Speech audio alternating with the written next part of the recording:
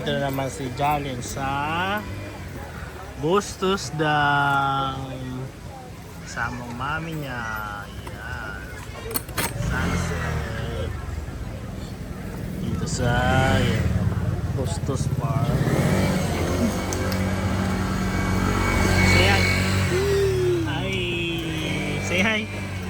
Hi. Flying kiss yun. Marunong naman vlog ito anak ko.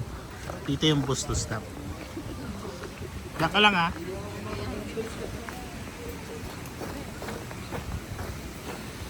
So yan.